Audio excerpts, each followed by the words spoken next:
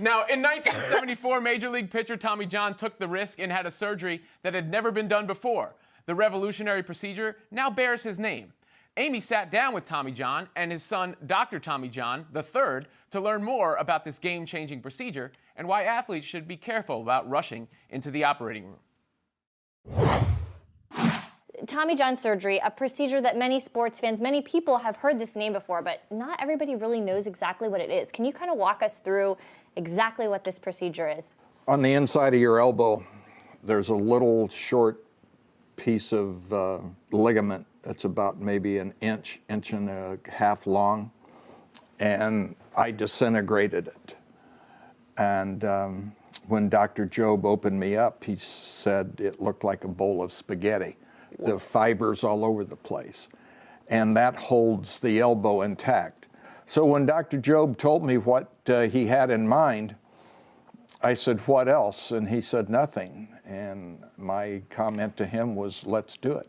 57% of all surgeries are done on kids between 15 and 19 years old. Dr. John, I'll come to you on this. Why is this surgery becoming so prevalent among youth today? The leading risk factor is specializing in your sport prior to 13 or 14 years old. It's like a 70 to 90% increase in injuries across the board. And I was a part of that. But you got showcases, clinics, camps, indoor facilities. I did over 11,000 baseball lessons. I was the guy. And I started to see these trends going between 10 and 12 years old. Things that I was treating in the 40, 50, 60-year-old person was showing up in that. I'm like, something's wrong. I can't affect it with this baseball lesson at X number of dollars. I'm going to shut down my school. I'm going to go back to chiropractic school, and I'm going to get ahead of this thing. And then what I saw, it's only gotten worse since 2000. I mean, it's been 15 years since I've seen all this, and it's progressively getting worse and worse. So you're seeing kids that have symptoms that you normally see 50, 60-year-olds. Well, yeah, because we look at everyone, oh, you're 13, you're supposed to go this way.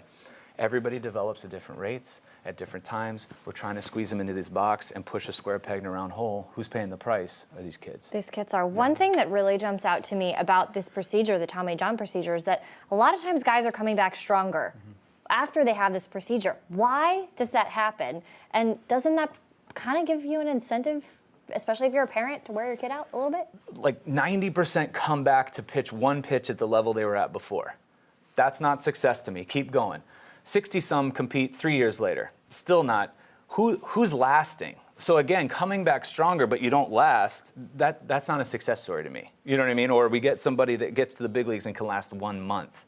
The system's not really doing well. So again, you don't want any kind of surgery, let alone this Tommy John surgery. Only in the professional who absolutely has to have it to provide for his family with his gift that he was given. This is what we want to do, and that's where it started with him. Some parents think, oh, my son's a pitcher, he's going to need, if we give him Tommy John surgery, he's going to throw harder.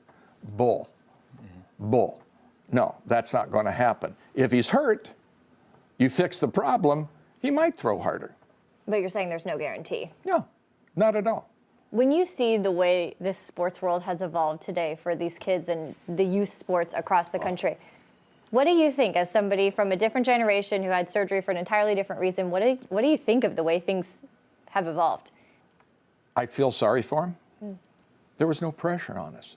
My first year that Mom and Dad signed me up for baseball was City Rec baseball. I was 8 years old. There was another kid coaching the team. Let's see, I was 8, he was probably 12, 13. And he just filled out a lineup. Here you are. I played left field, I played shortstop, I played third base. Shoot, I never pitched until the third game, and they said, oh, do you pitch? I said, yes. And I mean, I threw the ball all over the place. But there wasn't pressure on us to do any of these things. Now, I feel sorry for the kids. I really and truly do. It's not isolated to baseball. We've got concussions up. We've got pediatric ACL tears. Pediatric ACL tears. And then we've got stress fractures and spines, and you've even got people coming across into my office dealing with anxiety and depression, being medicated for kids because of their inability to perform in youth sports. So it's not a baseball problem, it's across all sports, and all ages are suffering. So here's the compounding causes that I've come up with. One, kids are malnourished, overfed, and improperly hydrated, inadequately hydrated. Now, they're not going outside and moving their bodies to develop their motor programs. Instead, they're sitting in front of screens.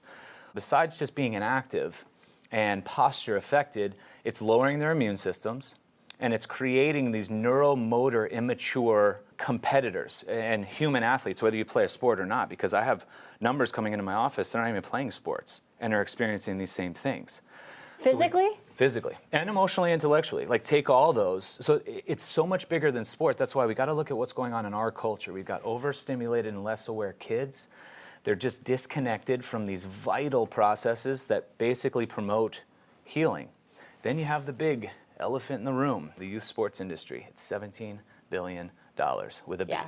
One of the things the book talks about is that impactful time, age 0 to 13, the most impactful time on a child's growth as an athlete. What are some ways that that can be better cultivated? What solutions are you proposing? So the way I put it in the book, and it's simple to implement, but it has to be different for everyone. These are just principles because every family is different. We need to rethink the way we're raising our kids and the way we're looking at youth sports. We need to replenish, bringing back real foods, bringing back nourishment that boost performance and promote healing as well. We need to rebuild these kids, basically putting them in environments where they have to be physically competent, using their bodies more and more and more. And finally, where the magic all lies after the rebuild process, it's the recovery. Kids need time to recover from just normal wear and tear from play, from life, let alone a sporting event. And kids understanding that they develop at different times. Research is showing that whoever was elite before 12 anyway isn't good later, so I don't know why we're trying to draw that out right away. You need to empower yourself. You have to have a plan, because if you don't, the other families are going to come at you. And the organizations are going to come at you, and they're going to be real clever. The research is on your side. The science is on everybody's side doing the opposite. Like, it's on the side of the minority. Just empower yourself and say, this is what we're going to do. In the book, there's 98 sources. Arm yourself. And then you've got this plan, and nobody can check you, because it's your plan. And then guess what? Years later, as this whole thing develops, you will be one of the few not being a statistic.